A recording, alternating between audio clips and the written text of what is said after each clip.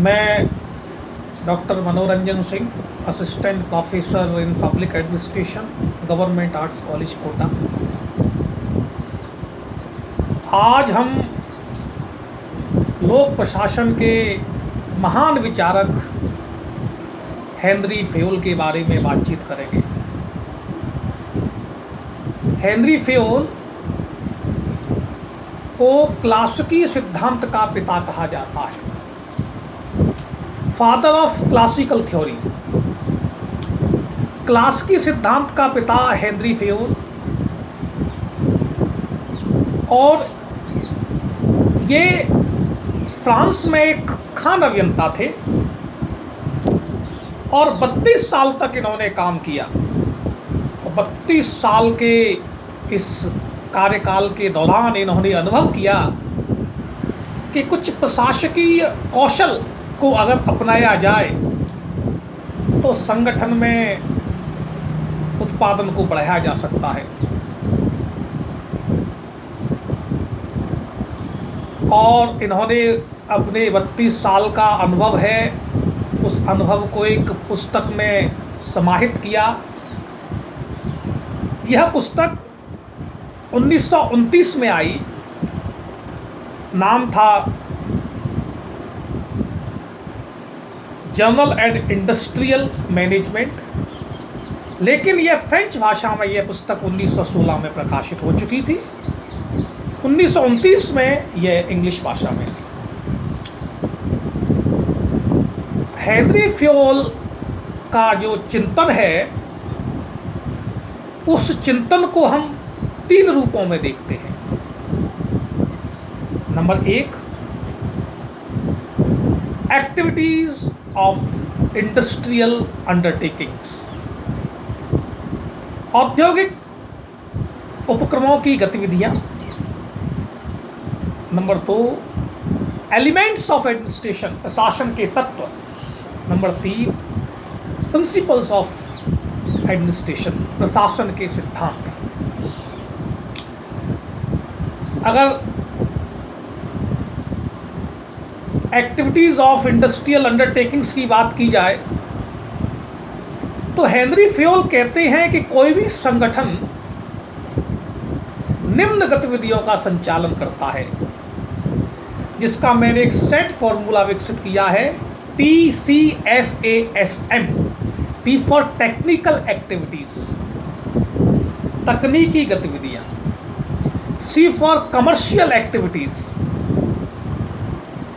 वाणिज्यिक गतिविधियां। F for financial activities, वित्तीय गतिविधियां। A फॉर अकाउंटिंग एक्टिविटीज, लेखांकन संबंधी गतिविधियां।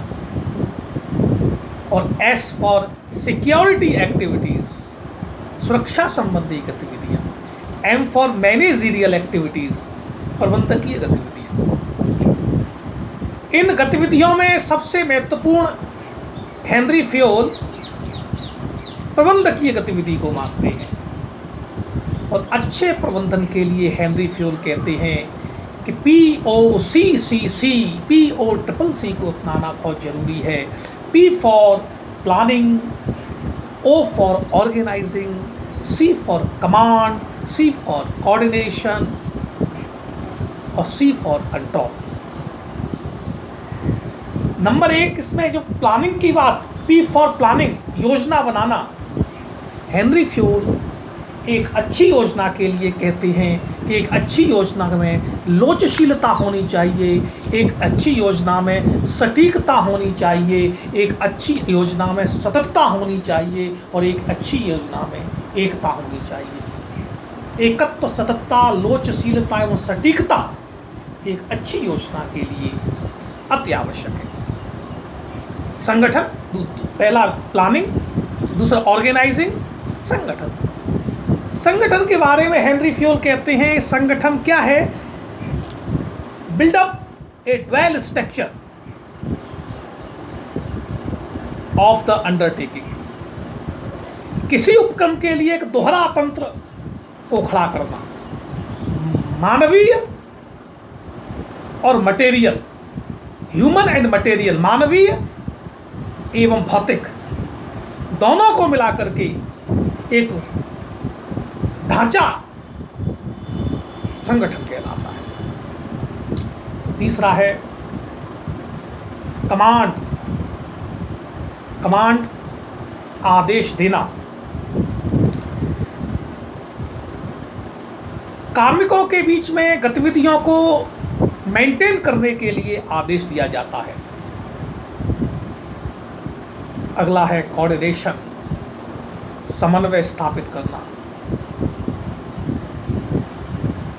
संगठन में विभिन्न प्रकार की गतिविधियों का संचालन होता है। उन गतिविधियों के बीच में कोई दोहराव न हो, कोई टकराव न हो, उस स्थिति से बचने के लिए तालमेल बनाना। नेक्स्ट है कंट्रोल, नियंत्रण।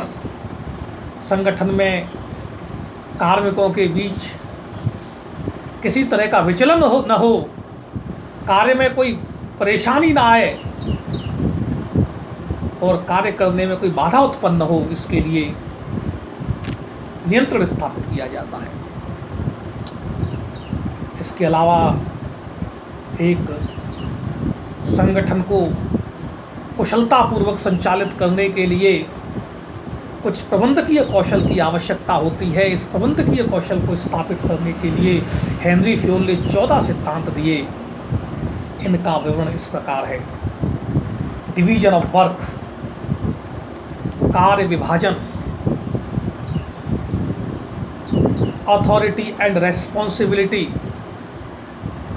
सत्ता एवं उत्तरदायित्व, डिसिप्लिन, अनुशासन, यूनिटी ऑफ कमांड, आदेश की एकता, यूनिटी ऑफ डायरेक्शन, निर्देश की एकता, subordination of individual interest to general interest, सामान्य हितों पर व्यक्तिगत हितों की अधीनस्थ, सामान्य हितों पर व्यक्तिगत हित गौण,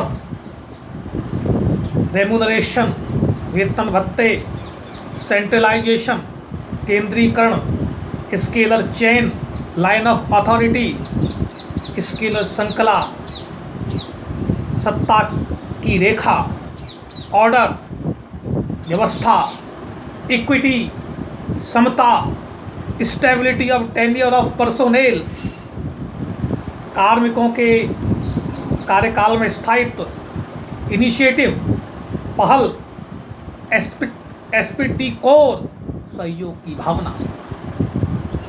ये हेनरी फ्योल के 14 सिद्धांत हैं। हेनरी फ्योल कहते हैं इन 14 सिद्धांतों को अपनाकर कोई भी संगठन दक्षता एवं कार्यकुशलता और मितव्ययता को प्राप्त कर सकता है।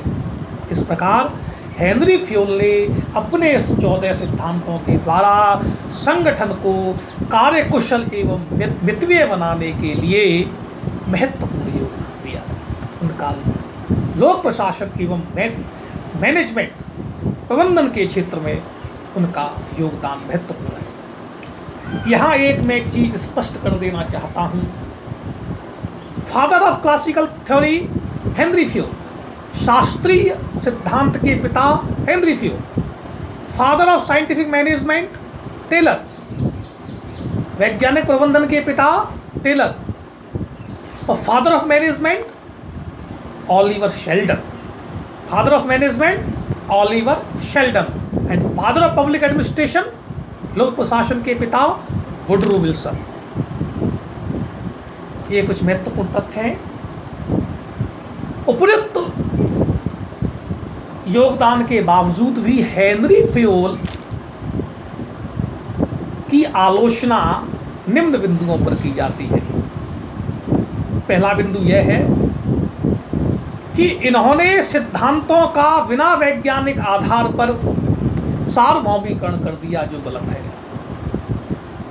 इनके सिद्धांत वैज्ञानिक तरीके से सत्यापित नहीं है और क्लासिकल थ्योरी के मुखर आलोचक हैं वो हर्बर्ट साइमन हैं। हर्बर्ट साइमन ऐसे सिद्धांतों को प्रशासन में कहावतों की संज्ञा देते हैं। इनका कोई वैज्ञानिक आधार नहीं है। अनुभव के आधार पर इन्होंने जो विचार प्रकट किए उनको उन्होंने सिद्धांत का रूप दे दिया। वास्तव में इनकी किसी भी तरह की वैज्ञानिक क्षमता नहीं है। नंबर 2, इन्होंने भाव मानवीय भावना एवं संवेदनाओं का अमानवीयकरण किया। यह मनुष्य को एक आर्थिक प्राणी मानते हैं। क्लासिकल थ्योरी का जो दर्शन है वो इस प्रकार है कि मनुष्य एक आर्थिक प्राणी है और दक्षता एवं मित्रता संगठन के दो मूल बिंदु हैं। की पॉइंट्स है दक्षता, एफिशिएंसी एंड इकोनॉमी आर की पॉइंट्स ऑफ एन ऑर्गेनाइजेशन। एक संगठन के की पॉइंट्स हैं, जबकि संगठन में एक मनुष्य काम करता है जिसकी अपनी सामाजिक मनोवैज्ञानिक समस्याएं होती हैं, जिसकी भावनाएं होती हैं। उसको क्लासिकल थिंकर्स जितने भी हैं, हेनरी फ्योल के अलावा गुलेक उर्विक, मूने रेले, जितने भी क्लासिकल थिंकर्स हैं, शास्त्रीय विचारक हैं, उन्होंने इसको नज़रअंदाज किया है। उपयुक्त आलोचना के बावजूद हेनरी फ्योल का लोक प्रशासन एवं प्रबंधन के क्षेत्र में महत्वपूर्ण योगदान को कमतर करके नहीं देखा जा सकता। आज की हेनरी फ्योल पर एक छोटी सी चर्चा समाप्त हुई। आज की इस बातचीत का मैं अंत संस्कृत के इस श्लोक से करूँगा। सर्वे भवन्तु सुखिनः, सर्वे सन्तु निरामयाः, सर्वे भद्राणि पश्यन्तु मा कश्चित् दुःखात् भवेत्। धन्यवाद। Thank you very much.